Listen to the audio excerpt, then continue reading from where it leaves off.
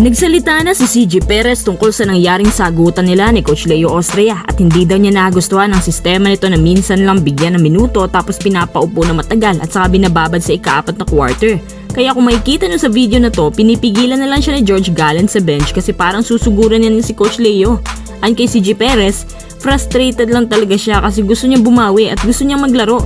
Kasi pinapainit pa yung pulso agad naman tinanggal. Ang bawat coach sa PBA may kanya-kanyang diskarte yan kung paano binabalanse ang rotation depende sa defenders nila at depende sa sitwasyon kung tagilid o hindi. Si Coach Leo Austria din yung kilalang coach na nirereklamo dahil dito.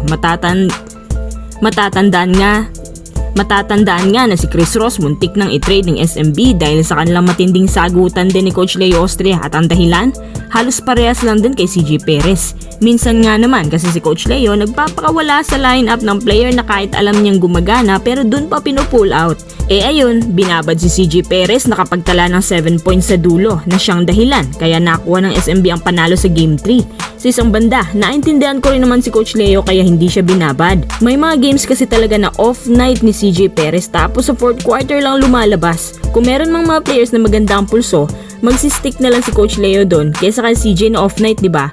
Kunyari si Don Trulliano pumapaldo tapos consistent naman siya every quarter. Mas gugustuhin na lang ni Coach Leo ibabad si Don Trulliano kaysa kay CJ Perez na off night, hindi ba? Pero sa Game 3 kasi gusto ni CJ bumawi at nung nakakabawi na biglang tinanggal. Ayon kay Coach Leo, okay naman daw si CJ kasi nakabawi naman siya sa ika-4 na quarter. Sabi ng mga netizens, nagbago daw ang attitude ni CJ nung nasa SMB na.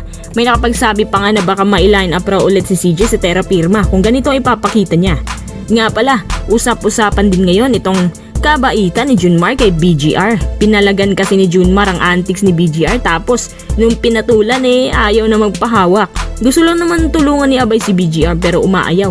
Ito raw ang totoong sportsman sa PBA at GOAT sa accolades pero down to earth pa rin. Kaya kinumpara tuloy ng mga taong achievements na nakuha ni Abay kay BGR at tinusta ng mga tao si BGR na napakayabang daw. Sa huli, ang good compliments kay Abay ang nanaig at sa puso ng mga tao ang kabaitan pa rin niya ay walang makatalo sa lahat ng players dyan sa PBA.